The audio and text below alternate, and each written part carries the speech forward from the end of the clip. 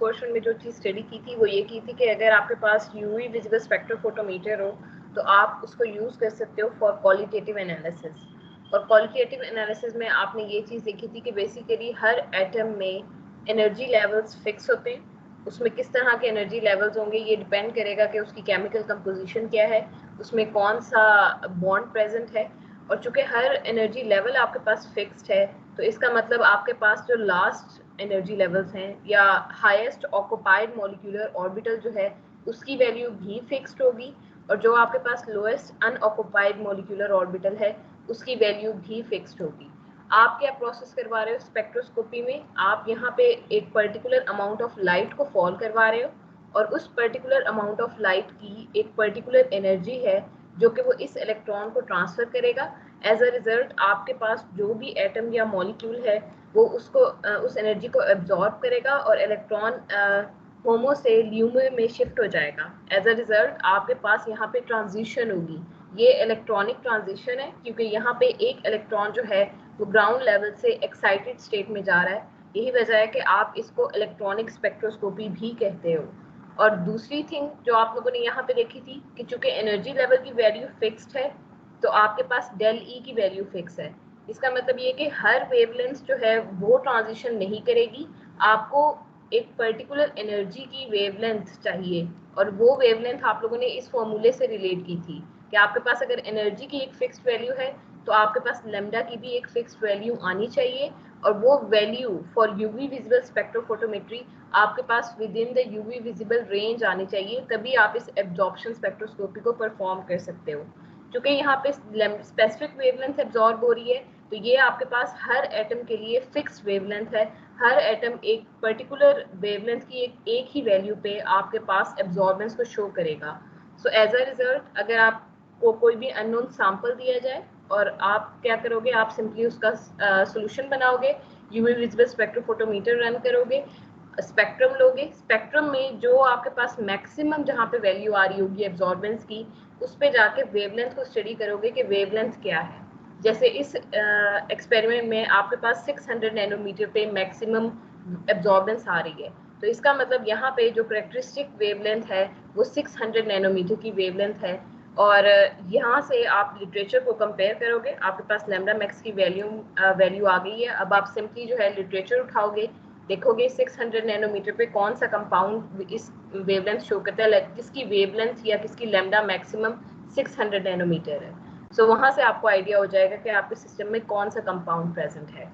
यहाँ पे एक बहुत ही बेसिक क्वेश्चन आता है कि आप यहाँ पे बात कर रहे हो कि आपके पास एनर्जी लेवल फिक्स है और एक ही वेवलेंथ एब्जॉर्ब होनी चाहिए, लेकिन अगर आप यहाँ पे इस स्पेक्ट्रम की शेप पे गौर करो तो आपके पास यहाँ पे 600 है, लेट से यहाँ पे आपके पास 700 की वैल्यू आ रही है, यहाँ तक आप 700 को ले रहे हो। या मैं मजीद अगर ज़्यादा एक्यूरेट होकर बात करूँ तो लेट सपोज मैं यहाँ पे 640 ले लेती हूँ और इस साइड पे मैं बेसिकली 560 ले लेती हूँ। सो जो मेरे पास एब्जॉर्बेंस आ रही है, मतलब अगर आप गौर करो तो वो खाली 600 नैनोमीटर पे नहीं है, वो 601 पे भी कुछ एब्जॉर्बेंस की वैल्यू आ रही है, 602 पे भी कोई वैल्यू आ रही है, 603 पे भी अच्छी खासी सिग्निफिकेंट वैल्यू है, और इस तरह आते आते 640 तक मेरे पास यहाँ पे इस साइड पे वैल्यूज आ रही हैं। सिमिलरली मैं ये चीज़ भी ऑब्जर्व कर सकती हूँ कि 599 पे भी अच्छी खासी एब्जॉर्बेंस की वैल्यू है, मेरे पास 580 पे भी अच्छी खासी एब्जॉर्बेंस की वैल्यू है, 570 पे भी अच्छी खासी एब्जॉर्बेंस की वैल्यू है।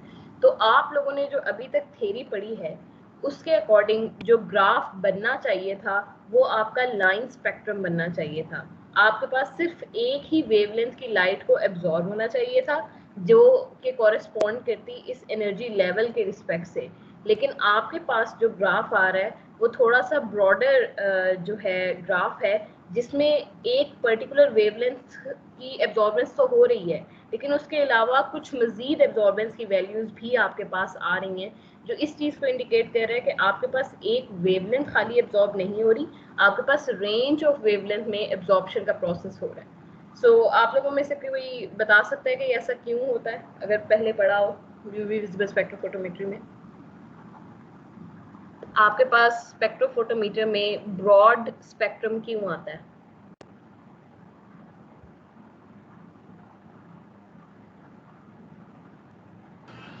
मैम हमारे पास जो इलेक्ट्रॉनिक ट्रांजिशन होते हैं ना उसके साथ वाइब्रेशनल एनर्जी लेवल्स भी होते हैं जिनकी वजह से ये वाइड स्पेक्ट्रम होते हैं।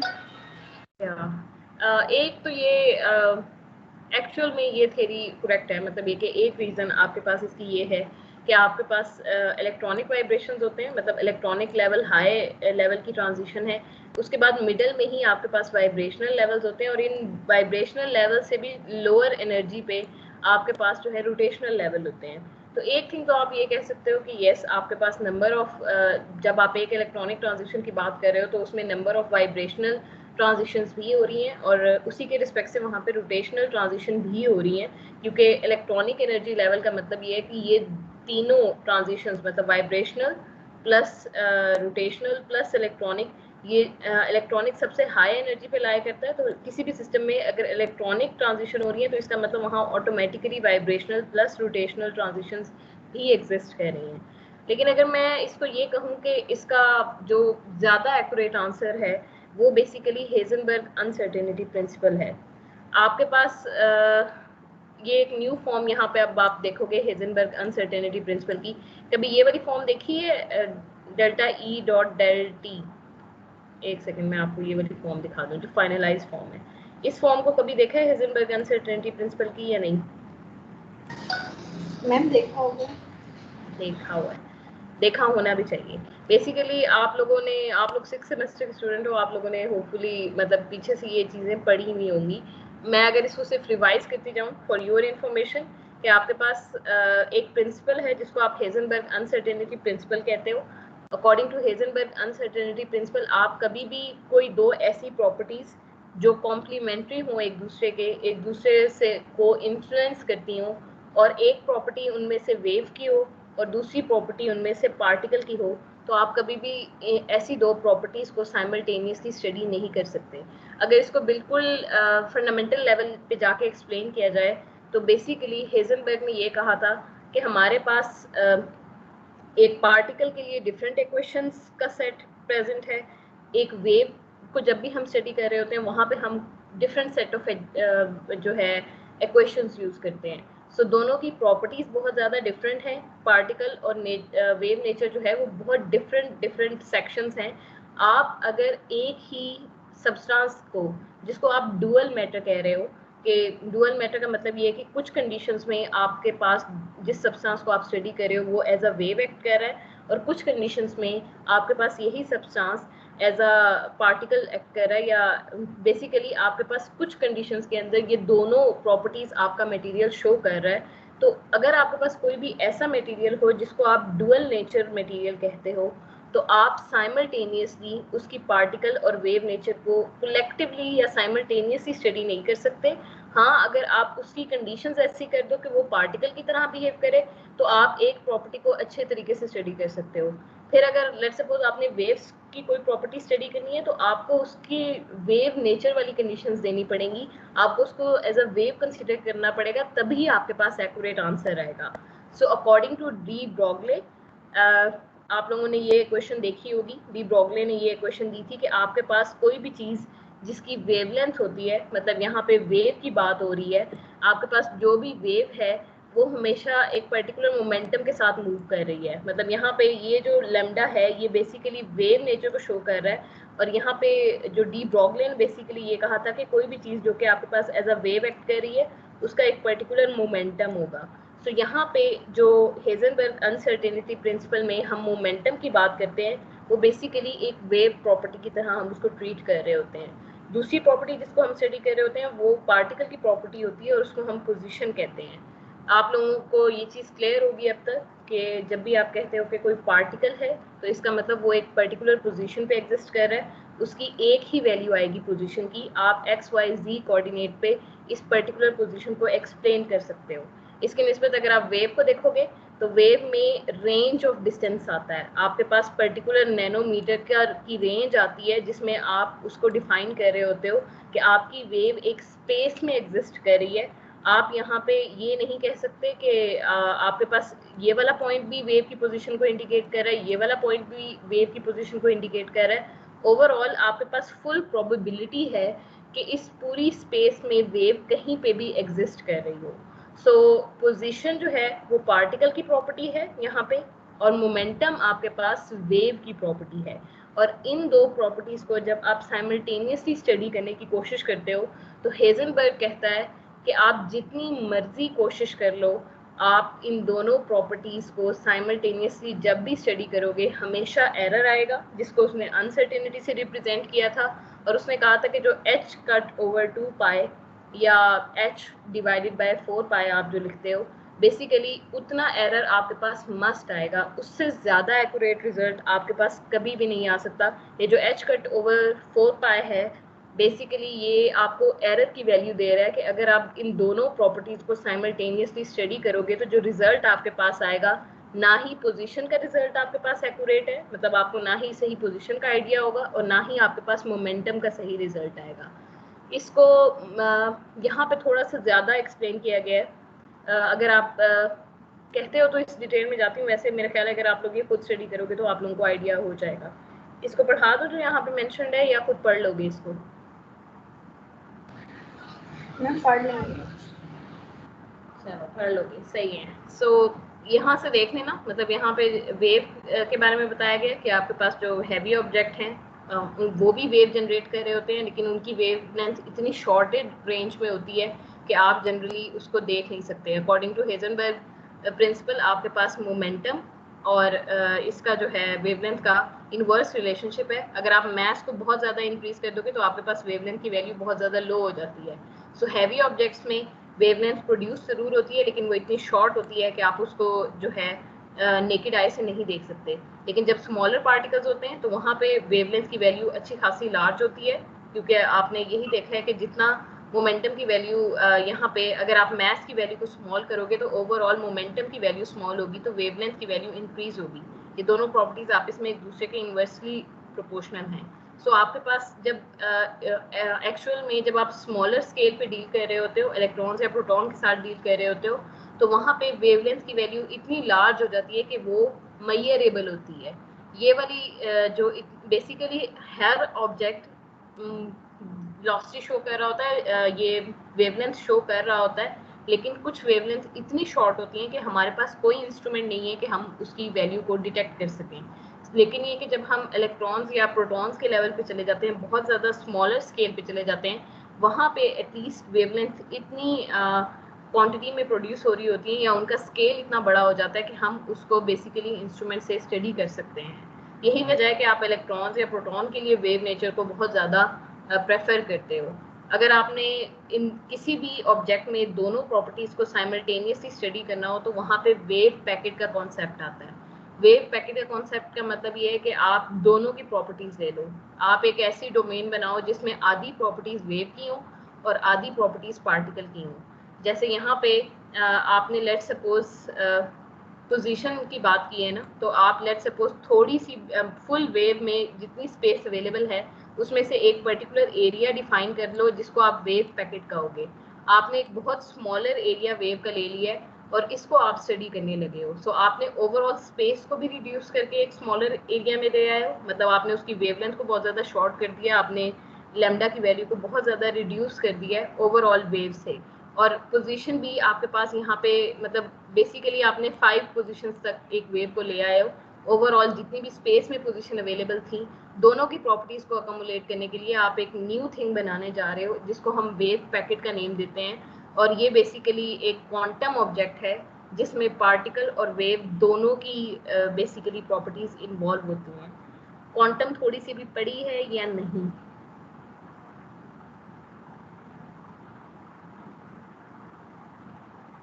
क्वांटम पढ़ी है बच्चों अभी या नहीं? यस मैम, पढ़ी हुई है। पढ़ी भी है ना। मतलब ये वेव पैकेट जो मैं इस तरह की डायग्राम कहूँ कि ये जो आपने इस तरह की स्टेशनरी वेव्स देखी हुई हैं, ये बेसिकली वेव पैकेट्स हैं। इसमें पार्टिकल की भी कुछ प्रॉपर्टीज इन्वॉल्व हैं और इसमें आपके पास वेव की भी कुछ प्रॉपर्टीज इन्वॉल्व हैं। अगर आप लोगों ने पार्टिकल इन अ बॉक्स वाला कॉन्सेप्ट आप लोगों को थोड़ा सा याद हो तो वहाँ पे आपने इलेक्ट्रॉन को एज अ वेव पैकेट लिया था, इसको हम वेव पैकेट कहते हैं। ये जो वेव पैकेट है इसमें एम्पलीट्यूड की भी वैल्यू है। एम्पलीट्यूड का मतलब ये है कि आप एक्स की बात कर रहे हो, आप पोजीशन की बात कर रहे हो, जो कि पार्टिकल की प्रॉपर्टी है। और ओवरऑल यहाँ पे पर्टिकुलर लेमडा की वैल्यू भी एग्जिस्ट करती है, जिसका मतलब ये है कि यहाँ पे इस वेव की मूवमेंट का एक पर्टिकुलर मोमेंटम भी है। सो आप डेल एक्स को भी मतलब यहाँ पे एक्स की प्रॉपर्टी भी है, यहाँ पे पोजीशन की प्रॉपर्टी भी इन्वॉल्व है और यहाँ पे मोमेंटम की प्रॉपर्टी भी इन्वॉल्व है। आपने एक ऐसा न्यू ऑब्जेक्ट बनाया है जिसमें पार्टिकल का भी कुछ कंपोनेंट इन्वॉल्व है और आपके पास जिसमें वेव का भी कुछ कंपोनेंट जो है आपने इन्वॉल्व रखा है। सो ये दोनों एक ऐसा न्यू थिंग है जिसमें दोनों प्रॉपर्टीज आपके पास अवेलेबल हैं। सो लेट्स सपोज अगर आपने पोजीशन को स्टडी करना हो तो आपके ख्याल में क्या करोगे? आप कहते हो कि आपने हाईली एक्यूरेट पोजीशन लेनी है, तो आप क्या करोगे? आप इस क्वांटम ऑब्जेक्ट में ये एक्सपेरिमेंट्स हुए हुए हैं, मतलब ये मैं वैसे बात नहीं कर रही हूँ, ये जो क्वांटम ऑब्जेक्ट्स हैं ये बेसिकली रिपल टैंक्स और वेव्स के साथ एक्सपेरिमेंट करके उसके बाद के रिजल्ट्स हैं।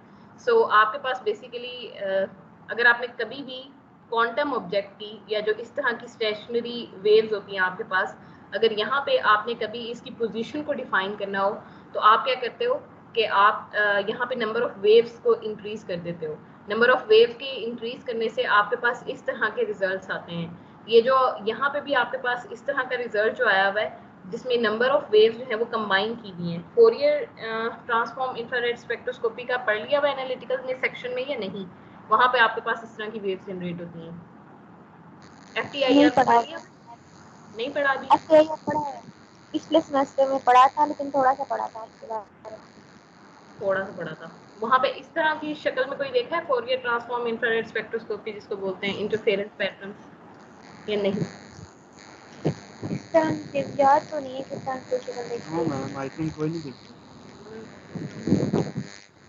बेसिकली ये जो आ रहा है ना आपके पास पैटर्न, लेट्स सपोज अगर आपने कभी ECG देखी हो, ECG में अगर आप लोगों ने कभी देखा हो तो उसका जो एक्सपेरिमेंटल रिजल्ट आप लोगों ने कभी देखा हो तो वो इस तरह का होता है। यहाँ पे गैप आ जाता है, यहाँ पे गैप आ जाता है, इस तरह क्या होता है ना आपके पास रिजल्ट्स। वो जो हार्ट बीट आप ड्रॉ कर रहे होते हो, आप लोगों ने कभी ये क्वेश्चन किया कि ये जो लाइन है इसका मतलब ये है कि इस पोर्शन में तो आप डेड हो मतलब आपका हार्ट बीट ही नहीं कर रहा या आपका हार्ट काम नहीं कर रहा। ये जो इतना पोर्शन आपके पास ECG में आता है, अगर आप लोगों ने थोड़ा सा कभी ECG पे गौर किया हो तो ये अच्छे खासे पैटर्न आते हैं जहाँ पे कोई भी वैल्यू नहीं होती, कोई भी एम्पलीट्यूड की वैल्यू नहीं होती। सो बेसिकली हो क्या रहा होता है, इसका ये मतलब नहीं है कि आप जो है वो डेड हो गए हो। इसका ये मतलब है कि आपके पास बेसिकली जो आपका हार्ट है मतलब वो हर वक्त जो है हर इंस्टेंट पे पंप कर रहा है और वो कॉन्टिन्यूस मोशन के अंदर है। सो इसका मतलब वो कॉन्टिन्यूसली वेव जनरेट कर रहा है। लेकिन वो वेव्स क्या कर रही हैं, एक वेव इस तरीके से है, दूसरी वेव लेट्स सपोज यहाँ से स्टार्ट हुई है, तीसरी वेव जो है वो इससे भी परे से स्टार्ट हुई है। एज अ रिजल्ट यहाँ पे पार्शियल इंटरफेरेंस के पैटर्न है। अगर आपके पास कई नंबर ऑफ वेव्स कंबाइन कर रही हूँ तो आपके पास जो इंटरफेरेंस का जो पैटर्न आता है वो इस तरह का आता है कि स्टार्टिंग में वैल्यू एम्पलीट्यूड की लो होती है, आहिस्ता आहिस्ता उसकी एम्पलीट्यूड की वैल्यू जो है वो इंक्रीज होती जाती है और कुछ देर बाद वो हाई पे पहुंचेगा, फिर लो आएगा और फिर एंड पे आते आते आपके पास तमाम जो हैं उनकी वैल्यू लो होती जाती है। तो ये पैटर्न है, ये इंटरफेरेंस का बेसिकली पैटर्न है।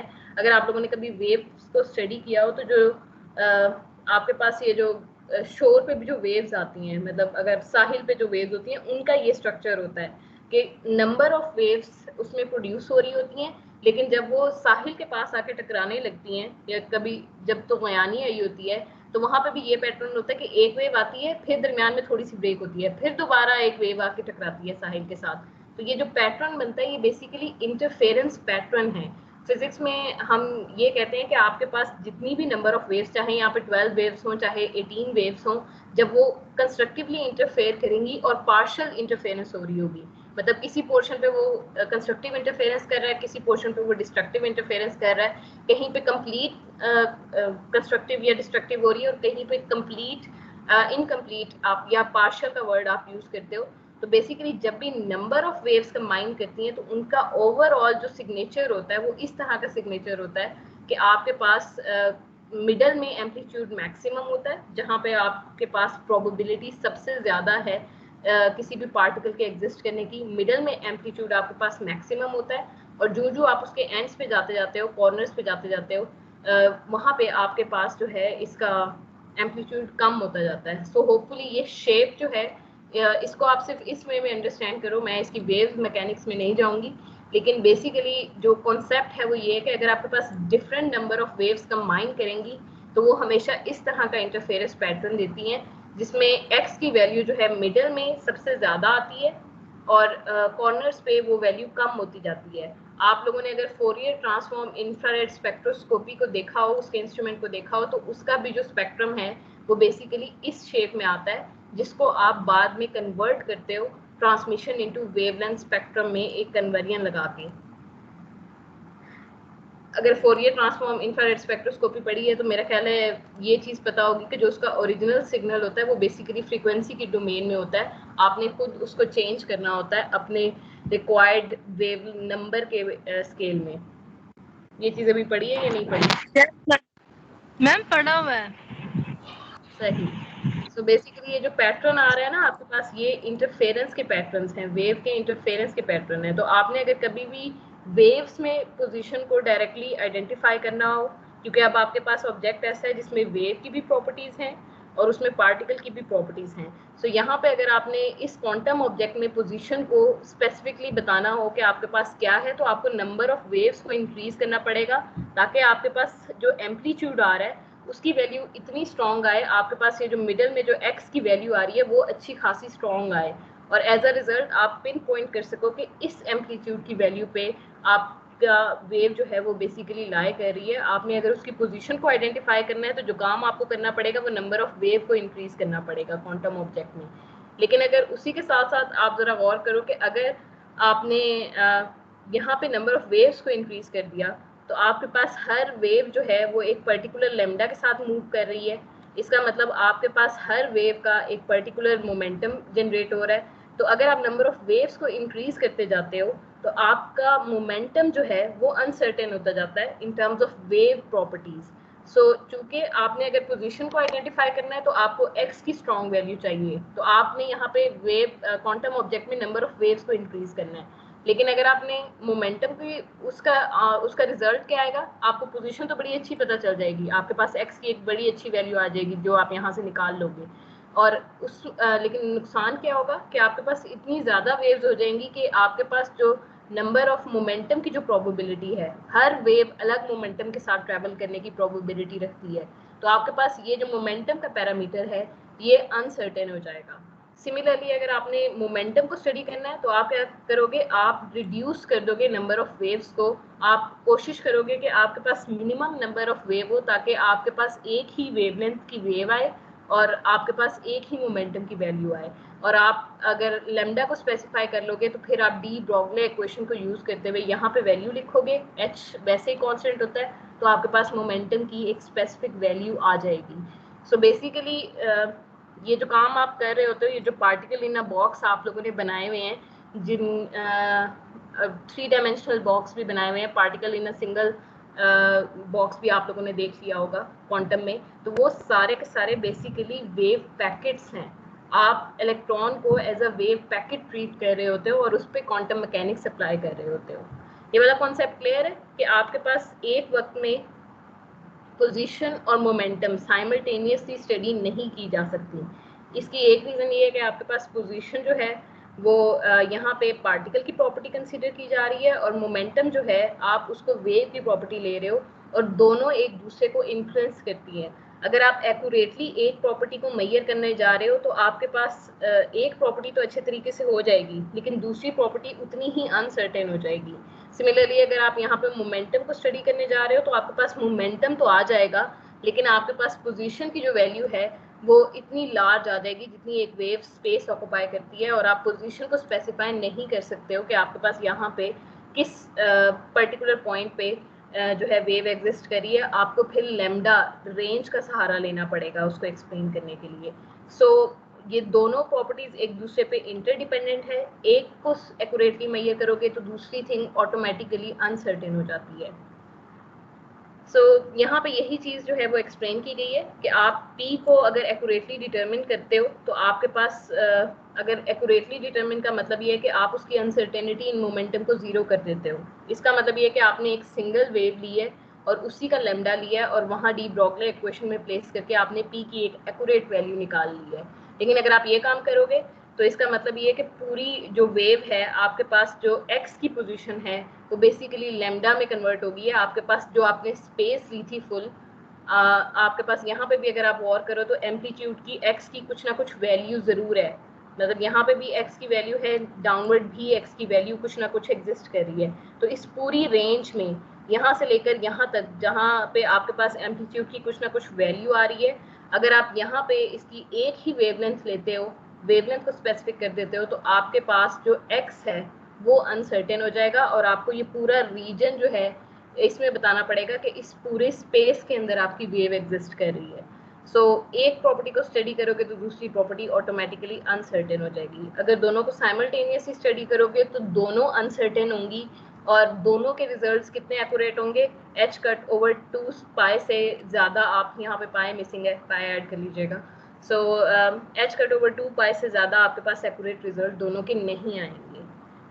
इसी को हम मॉडिफाई कर लेते हैं, मतलब यहाँ पे 2-3 और फॉर्मूलाज लगेंगे, इसको देख लीजिएगा डेरिवेशन को, और फिर एक न्यू फॉर्म आ जाती है इसकी जो कि del E dot del t is equal to h over 4 pi है। ये इसी फॉर्मूले से डिराइव्ड है, आपने del x dot del p को ही कन्वर्ट कर लिया न्यू पैरामीटर्स के अंदर। ये आपको कहता है कि अगर आपके पास सिस्टम में एनर्जी और टाइम की प्रॉपर्टी है, मतलब आप एक वक्त में एक प्रॉपर्टी को स्टडी कर रहे हो, तो लेट्स सपोज अगर आपने टाइम को विद सर्टेनिटी फिक्स कर दिया है, अगर आपका इंस्ट्रूमेंट ऐसा है कि उसने आपकी टाइम की वैल्यू को फिक्स कर दिया है कि कितनी टाइम में इस लाइट ने आपके सैंपल के अंदर से गुजरना है, तो इसका मतलब ये है कि आपके पास जो एनर्जी है, चूँकि आपने एक चीज़ को एक्यूरेट कर लिया है, तो दूसरी प्रॉपर्टी ऑटोमेटिकली एक्सट्रीमली अनसर्टेन हो गई है। आपके पास यहाँ पे डेल ई जो है बेसिकली एनर्जी लेवल की जो आप बात कर रहे थे कि वो एक स्पेसिफिक एनर्जी लेवल है, वो एक एनर्जी लेवल नहीं रहा। बेसिकली होता है कि जब आप यूवी विजिबल स्पेक्ट्रोफोटोमीटर यूज़ करते हो तो वो ऑटोमेटिकली फिक्स्ड होता है, मतलब उसमें जो टाइम का ड्यूरेशन होता है, अगर आप ओवरऑल एक सैंपल की वर्किंग देखोगे तो वो 4 सेकेंड या 2 सेकेंड है, मतलब आपके पास 4 या 2 सेकेंड में आपका सैंपल जो है उसकी एब्जॉर्बेंस की वैल्यू आ जाएगी।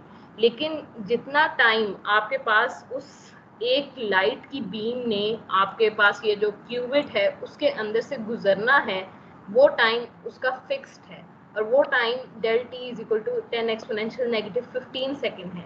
यहाँ पे चूंकि हमने इस टाइम को फिक्स कर दिया है, तो इसका मतलब जो इसकी कॉम्प्लीमेंट्री प्रॉपर्टी है ये चीज़ बहुत ज़्यादा सर्टेन हो गई है, तो डेल ई उतना ही अनसर्टेन हो जाएगा।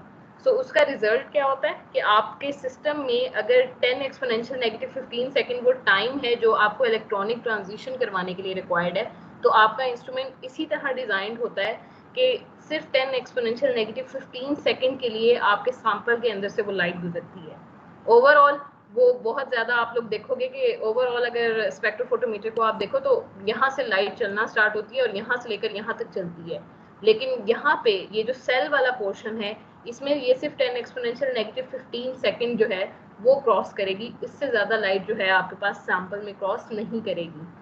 सो यहाँ पे आपने टाइम को बहुत ज़्यादा सर्टेन कर दिया हुआ है, उसका रिजल्ट क्या आएगा, आपके पास जो टाइम की सर्टेनिटी है उसकी वजह से डेल ई आपका अनसर्टेन हो गया है। अब आपके पास एनर्जी लेवल एक सिंगल वैल्यू पे लाई नहीं करता, अगर लेट सपोज आपका जो एनर्जी लेवल था वो 580 पे है, तो अब आपके पास वो अनसर्टेन हो गया है, वो 580.1 पे भी लाई करेगा, वो 580.2 पे भी लाई करेगा, वो 580.5 तक लेट सपोज चला जाता है। दूसरा आपके पास क्या होगा, 579.9 पे भी लाई करेगा, 579.8 पे लाई करेगा, 7, और इसी तरीके से आपके पास 579.5 तक वो अनसर्टेन हो गया है। तो आपके पास एक ही एनर्जी लेवल नहीं है। अब ये जो यहाँ से इलेक्ट्रॉन ने जिसने ट्रांजिशन करके ऊपर जाना है उसके पास कई ऑप्शंस अवेलेबल हैं। ये जो आपके पास अनऑक्युपाइड ऑर्बिटल है बेसिकली ये अनसर्टेन हो गया है, जिसकी वजह से आपका इलेक्ट्रॉन जो है वो खाली यहाँ से यहाँ ट्रांजिशन नहीं करेगा, बल्कि उसके पास अब नंबर ऑफ पॉसिबिलिटीज अवेलेबल हैं, जिसकी वजह से नंबर ऑफ वेवलेंथ्स जो हैं शॉर्टर रेंज में, मतलब बहुत ज़्यादा रेंज नहीं, लेकिन ये कि शॉर्टर रेंज में अनसर्टेनिटी आ जाएगी और वो थोड़ी बहुत आपके पास जो इर्द गिर्द वाली लैम्डा मैक्सिमम के राउंड अबाउट जितनी भी वैल्यूज होंगी वो भी एब्जॉर्बेंस शो करेंगी। ये वाला पॉइंट क्लियर है कि आपके पास क्यों लैम्डा मैक्सिमम अगर यहाँ पे लाई कर रहा है तो राउंड अबाउट उसके इर्द गिर्द जो स्मॉलर वेवलेंथ्स हैं वहां पे भी दोनों साइड पे आपके पास कुछ ना कुछ एब्जॉर्बेंस आती है। उसकी रीजन ये होती है कि आपका एनर्जी लेवल अनसर्टेन हो गया है। अब आपके इलेक्ट्रॉन के पास फुली चांस है कि वो इन एनर्जी ऑर्बिटल्स में से कहीं पे भी जा सकता है। ये वाला पॉइंट क्लियर है बच्चों? Yes ma'am. सो ये रीजन है आपके पास, एक्चुअल रीजन ये है आपके पास स्पेक्ट्रम के ब्रॉड होने की। नेक्स्ट आ जाओ, आसान सा काम है, क्वांटिटेटिव एनालिसिस कैसे परफॉर्म करते हो। क्वांटिटेटिव एनालिसिस के लिए आपको स्टॉक मैम एक सॉल्यूशन और क्वेश्चन पूछना स्टैंडर्ड, है। सॉरी मैम एक क्वेश्चन पूछना है। जी जी पूछे।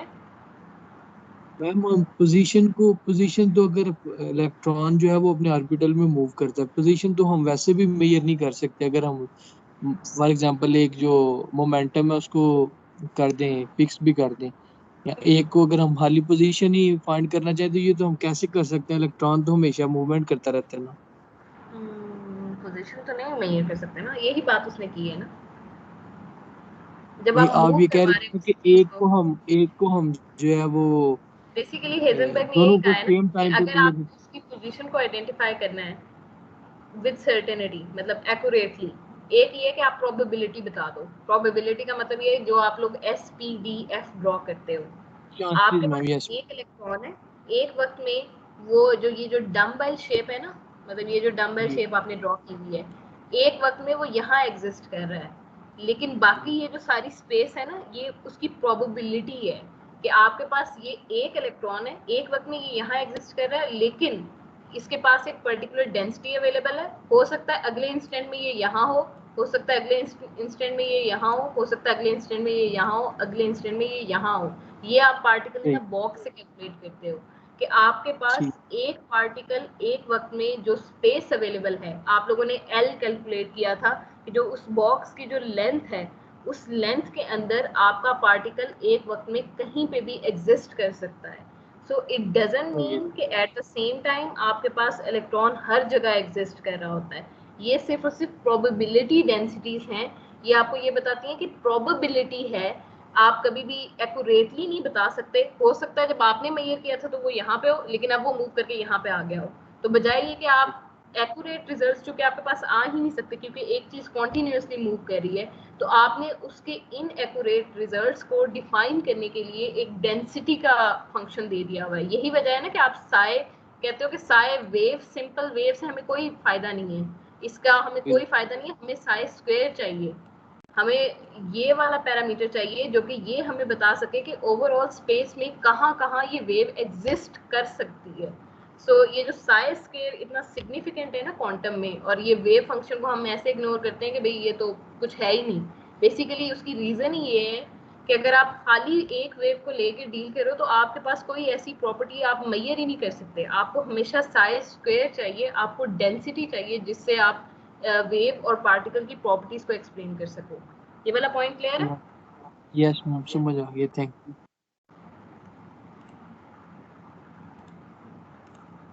क्वांटम बड़े मजे की फील्ड है। तुम लोगों ने अपना वो तो सिलेक्ट कर लिया होगा, सब लोगों ने, मेरा ख्याल है, मेजर शेजर। हम आप लोग के पास 26 तक है। फिजिकल नहीं आप लोग के पास मेजर में फिजिकल नहीं है, so I feel bad for you guys.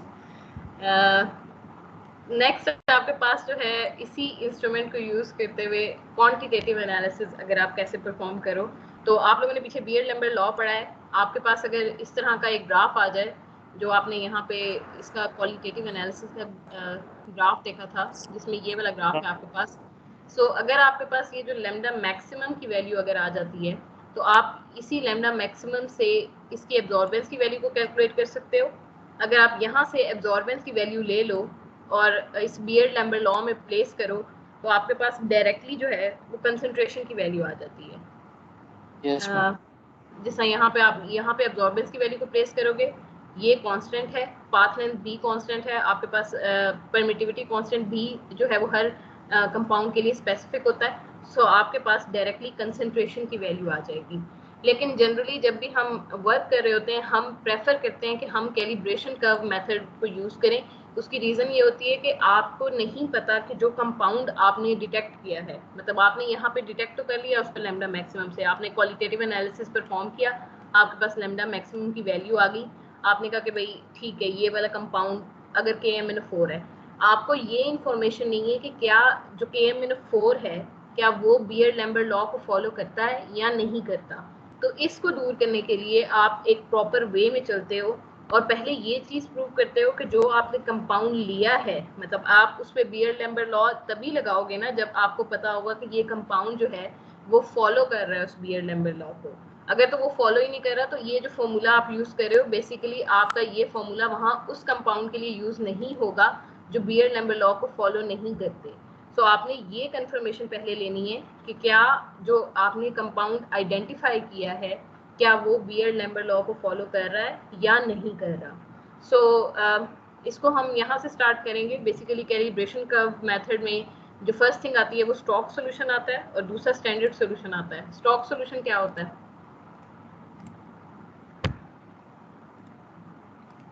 अब तक पता होना चाहिए स्टॉक सॉल्यूशन क्या होता है बच्चों, जो बनाते हो स्टॉक सॉल्यूशन कैसे डिफाइन काफी करोगे पढ़ा हुआ है स्टॉक आपने। सॉल्यूशन? जो हम आई थिंक किसी प्रैक्टिकल के लिए जो ज्यादा क्वांटिटी में बना लेते हैं।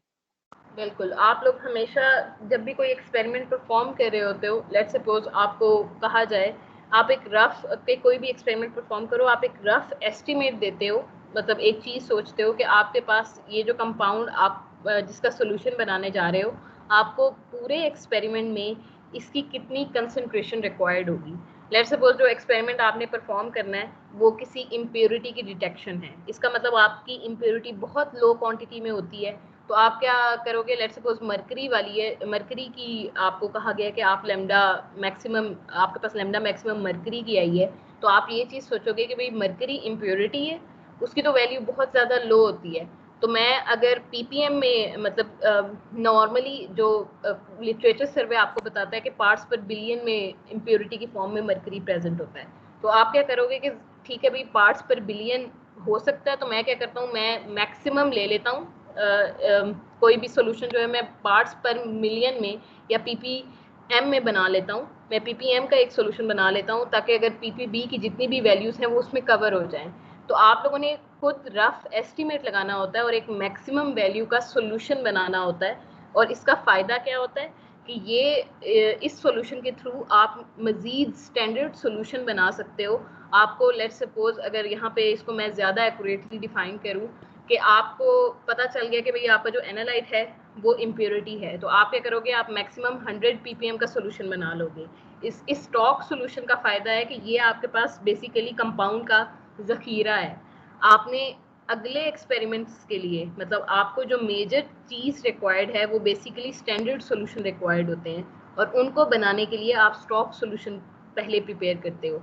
आप क्या करते हो, एक हाईली मैक्सिमम कंसंट्रेशन जो आपको बेस्ट पॉसिबल रिक्वायर्ड होती है एक एक्सपेरिमेंट को परफॉर्म करने के लिए, उसका एक रफ गैस लेते हो, उस सॉल्यूशन को बनाते हो, और फिर उस सॉल्यूशन से डाइल्यूशन फार्मूला अप्लाई करके आप बेसिकली डिफरेंट स्टैंडर्ड सॉल्यूशन बना लेते हो। जैसे यहाँ पे अगर आपने चूँकि बिल्कुल स्मॉलर स्केल पे वर्क करना था तो आप 10 ppm का सोल्यूशन बनाओगे, 20 ppm का सोल्यूशन बनाओगे, 30 ppm का सोल्यूशन बनाओगे, सो 90 ppm तक आप सोल्यूशन बना सकते हो इस 100 ppm के सोल्यूशन से।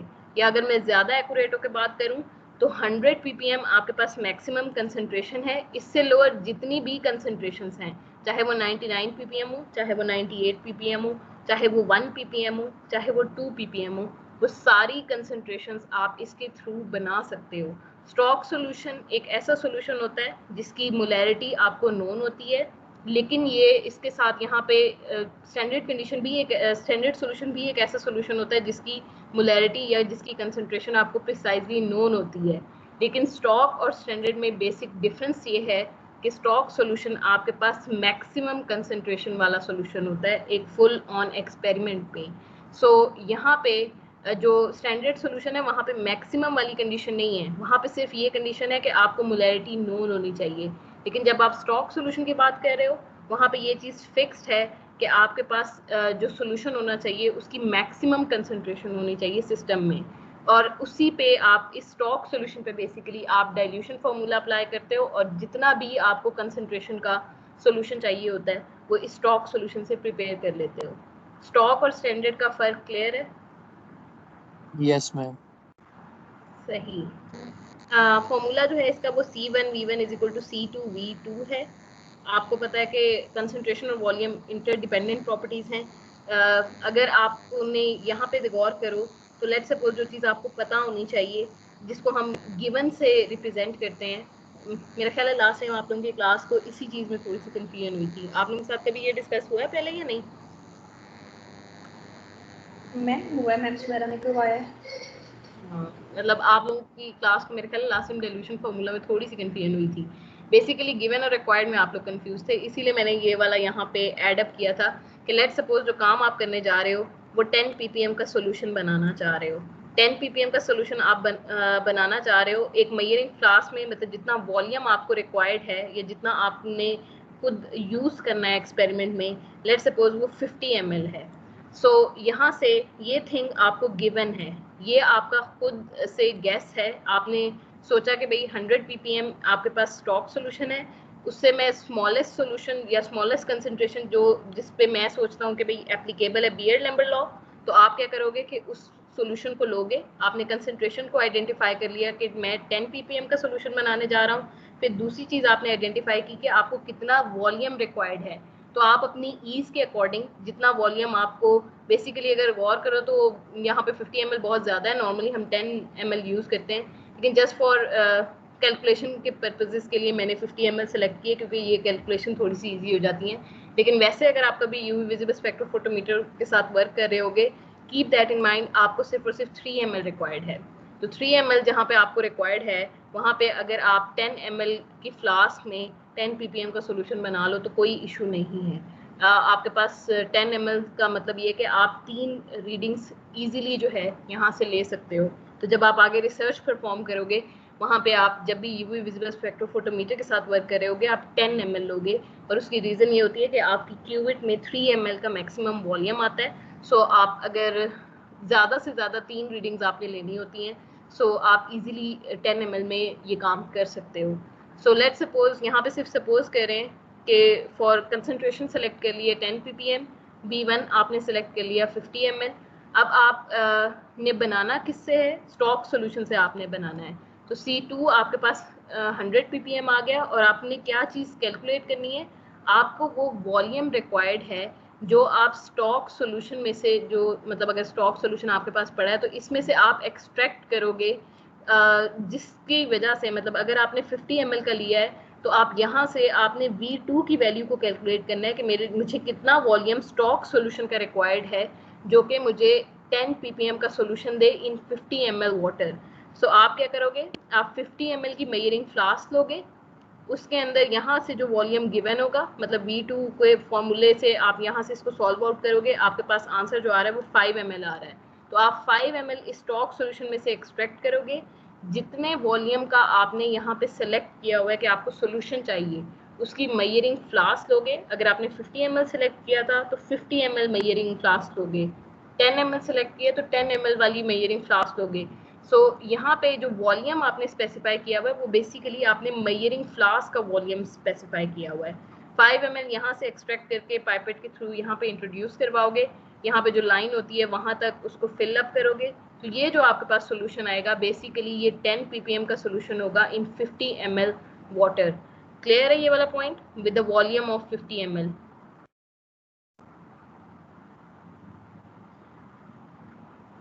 इस चीज को ध्यान में रखिएगा। लास्ट टाइम आप लोग रिक्वायर्ड में कंफ्यूज हो रहे थे। रिक्वायर्ड की टर्मिनोलॉजी हमेशा स्टॉक सोल्यूशन के साथ यूज होती है, और आपको बेसिकली इस डाइल्यूशन फार्मूला के थ्रू रिक्वायर्ड होता है कि कितना वॉल्यूम आपने स्टॉक सोल्यूशन में से एक्सट्रैक्ट करके इस मेजरिंग फ्लास्क के अंदर एंटर करना है। सो ये चीज़ आपको बेसिकली रिक्वायर्ड है जिसके लिए आप डाइल्यूशन फार्मूला अप्लाई कर रहे हो।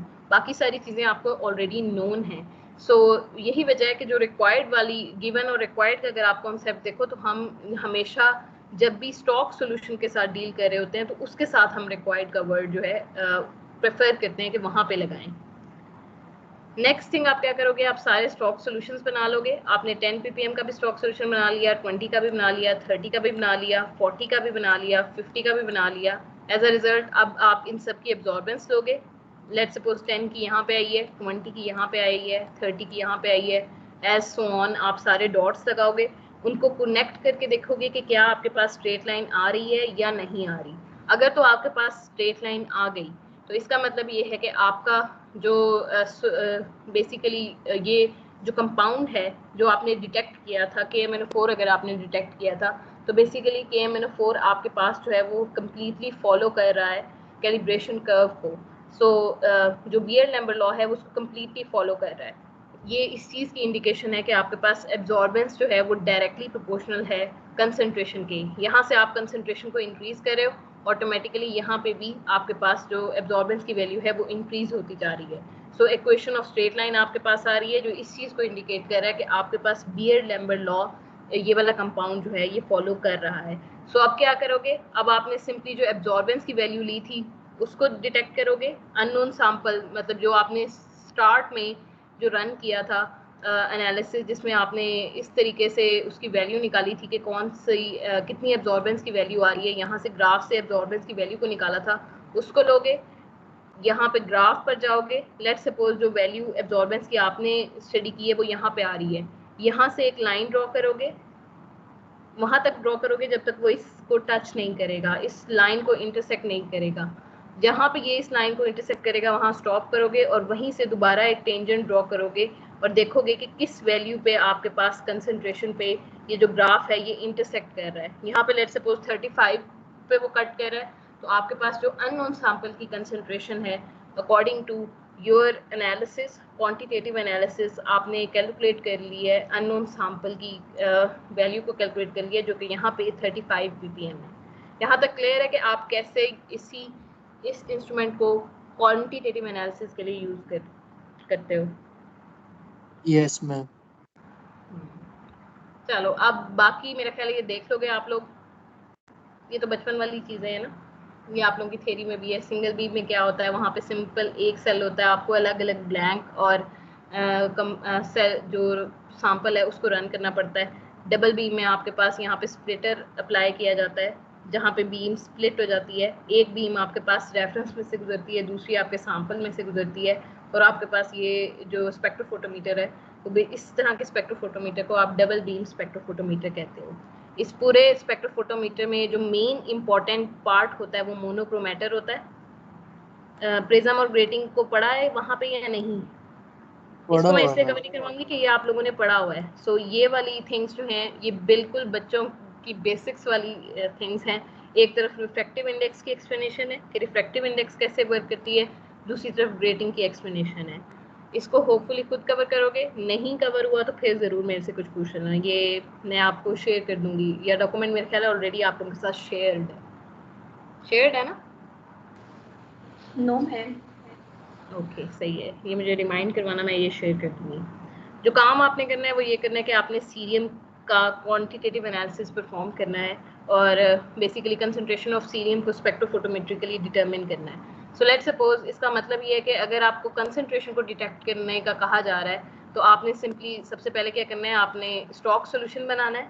स्टॉक सोल्यूशन सीरियम की भी आइन है तो इसका मतलब बहुत ज़्यादा लो क्वांटिटी में ये जनरली डिटेक्ट होता है, ये भी एज एन इम्प्योरिटी हम इसको डिटेक्ट कर रहे होते हैं। सो अक्सर इम्प्योरिटीज़ के लिए एक जनरल ट्रेंड है कि हम 100 ppm को सेलेक्ट करते हैं क्योंकि नॉर्मली ppb में वैल्यूज आ रही होती हैं इम्प्योरिटीज़ की।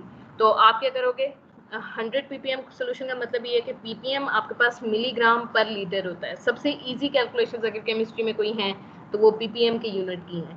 ppm का मतलब होता है 1 मिलीग्राम पर लीटर। इसका मतलब आपने क्या करना है, आपने 1 मिलीग्राम ऑफ सीरियम लेना है और उसको 1000 ml की फ्लास्क में जो है डिजोल्व करवा देना है वाटर के अंदर। सो आपके पास जो सोल्यूशन आ जाएगा वो basically 1000 ml of 100 ppm solution आ जाएगा। सो आप इसके साथ बड़ा 100 इजीली का वर्क कर कि सकते हो। सॉरी 1 ppm बनाने के लिए नहीं हम करते 1 मिलीग्राम को लीटर्स में डाल या 1 सॉरी लीटर। या यहाँ पे आप 100 करोगे। वैसे सॉरी, हाँ बिल्कुल ठीक कह रहे हैं, ये 1 ppm का बनेगा। जो फॉर्मूला है वो बेसिकली मिलीग्राम पर लीटर होता है आपके पर पास। लीटर है, यस। या यहाँ पे आप 100 ऐड करोगे। जनरली हम 100 ppm के साथ डील करते हैं यहाँ पे, मतलब स्टॉक सोल्यूशन यहाँ पे 1 नहीं आना चाहिए, यहाँ पे करेक्टली पॉइंट आउट किया है उमैर ने, यहाँ पे 100 आना चाहिए। सो आपके पास यहाँ पे आप 100 लोगे। बेसिकली इस चीज़ को जहन में रखिएगा, जितने भी ppm का सोल्यूशन आपने बनाना है, अगर आपने 1 ppm का बनाना है तो आप 1 मिलीग्राम लोगे। और फ्लास्क, इस चीज़ को जहन में रखिएगा कि जो फ्लास्क आपने लेनी है वो 1 लीटर वाली, जो बड़ी वाली मोटी फ्लास्क होती है ना, वो लेनी है। और लाइफ में कभी भी ppm का सोल्यूशन बनाने का कोई कहे तो बगैर डरे जाके पकड़ना है बैलेंस। 2 ppm का बनाने का कहेगा तो यहाँ पे 2 मिलीग्राम ऐड करना है। 100 ppm का कहेगा तो यहाँ 100 मिलीग्राम ऐड करना है। सो जो ppm है, इसीलिए आप लोगों ने देखा होगा कि ज़्यादातर कैलकुलेशंस या अक्सर एक्सपेरिमेंट्स यूवी विजिबल स्पेक्ट्रोफोटोमीटर में ppm में करवाए जाते हैं। और ये सबसे ईजीएस्ट यूनिट है जिसके साथ आप इजीली वर्क कर सकते हो। तो आप क्या करोगे, आप 100 ppm का सोल्यूशन बनाओगे सबसे पहले, और फिर इस स्टॉक सोल्यूशन से वही C1 V1 वाला फॉर्मूला अप्लाई करोगे, और इस तरह 10 ppm, 20 ppm, 40 ppm, 60 ppm और 80 ppm के सोल्यूशन बना लोगे। सीरियम सॉल्ट, यहाँ पे आप कोई किसी भी सीरियम आयन का मतलब यहाँ पे कोई भी सॉल्ट है। मतलब आपको इस चीज़ का आइडिया होना चाहिए कि कोई भी आयन जब कोई भी इलेक्ट्रोलाइट जब आप उसको वाटर के अंदर डिसॉल्व करवाते हो तो वो बेसिकली यहाँ पे सेपरेट आउट हो जाएगा, सीरियम सेपरेट हो जाएगा, सल्फेट सेपरेट हो जाएगा। तो एज सच आपके पास सीरियम आयन ही आ रहा होगा। लेकिन जब आपने प्रैक्टिकल परफॉर्म करना है वहाँ पे आपको सीरियम आयन नहीं गिवन होता, वहाँ पे आपके पास जो है हमेशा सॉल्ट की फॉर्म में सीरियम होता है। तो आपने जो लैब अटेंडेंट से जो चीज़ डिमांड करनी है, जो भी आयन आपको डिटेक्ट करने का कहा जाए, जैसे यहाँ पे आपको सीरियम का आयन डिटेक्ट करने का कहा गया है, तो आप वहाँ पे जाके उसको सिंपल उसको सॉल्ट लोगे। नेक्स्ट स्टेप में आप जो है उसके स्टॉक सोल्यूशन बनाओगे, स्टॉक सोल्यूशन से उसके स्टैंडर्ड सोल्यूशंस बनाओगे, स्टैंडर्ड सोल्यूशन से आप सिंपली उसकी वैल्यूज़ को कैलकुलेट करोगे। मतलब जो भी आपने सोल्यूशन बनाए हैं, जो पर्टिकुलर सॉल्वेंट उसके लिए यूज़ होता है, इस चीज़ को भी ध्यान में रखिएगा कि हर चीज़ वाटर में सॉल्युबल नहीं होती।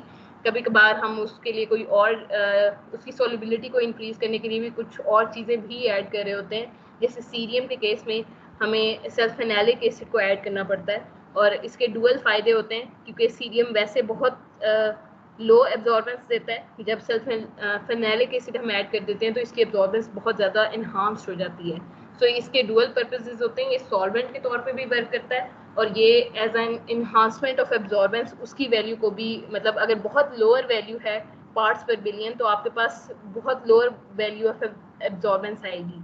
तो सल्फेनैलिक एसिड ऐड करने से आपके पास इसकी जो एब्जॉर्बेंस की वैल्यू है वो थोड़ी सी इंप्रूव हो जाती है।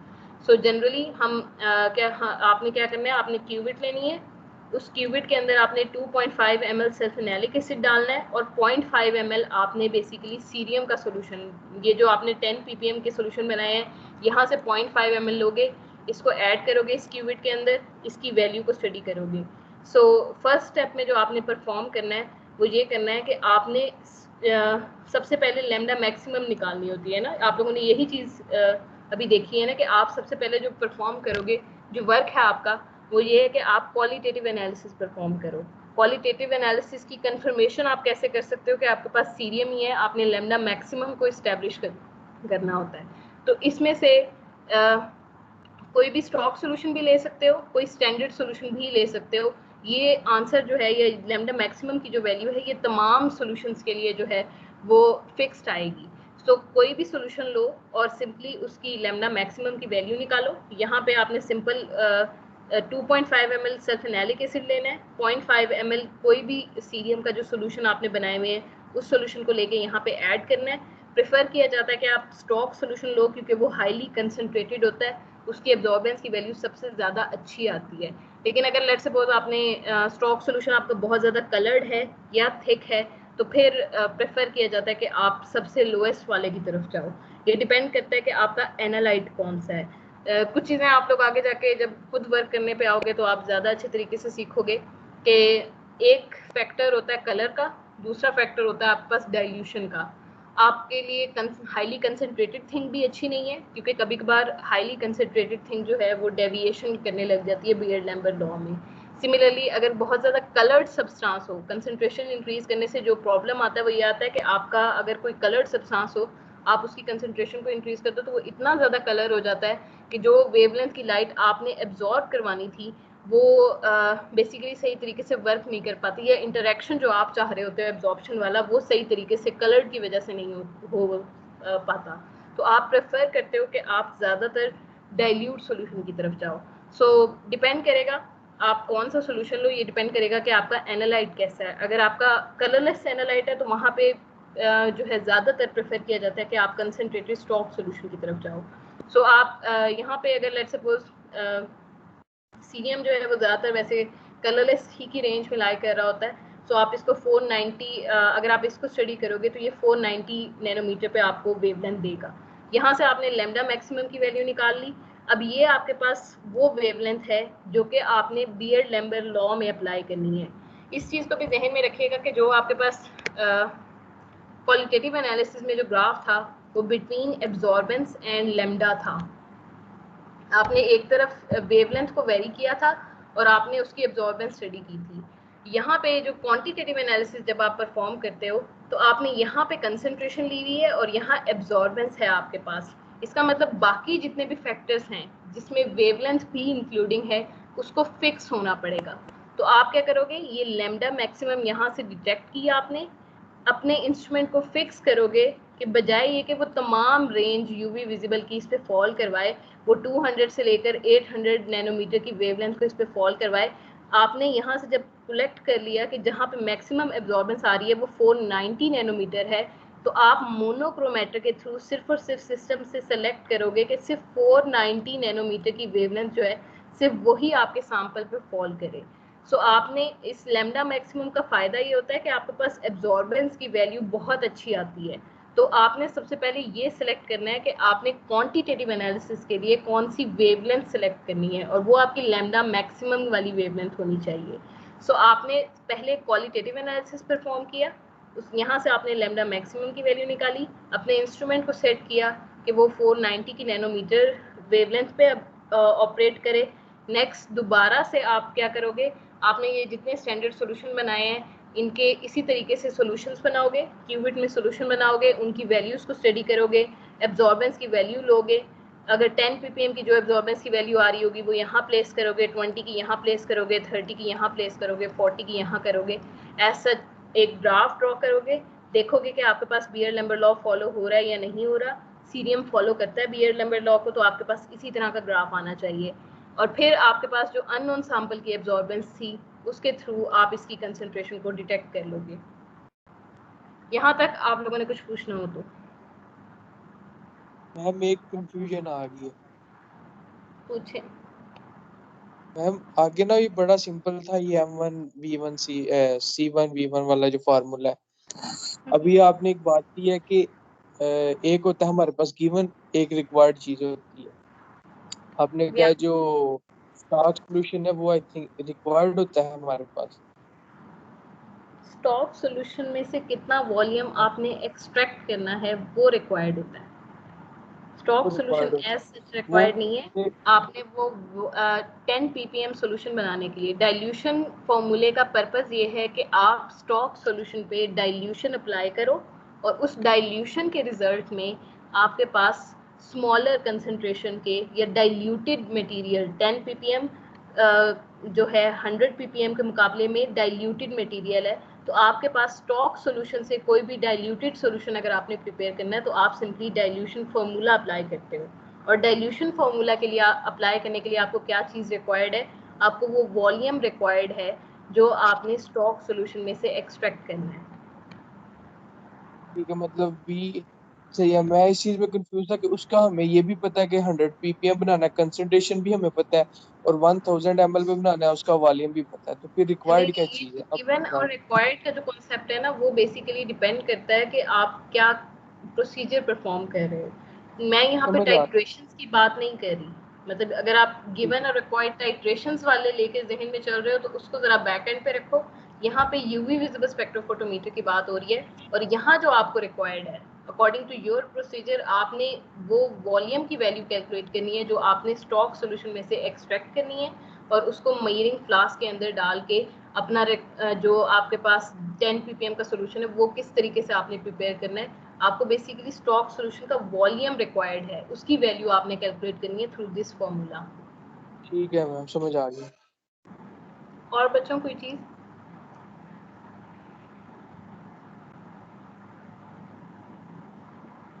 नहीं तो आज फिर यहीं तक लेक्चर को रखें, आपका यहीं तक ओके है आई गेस।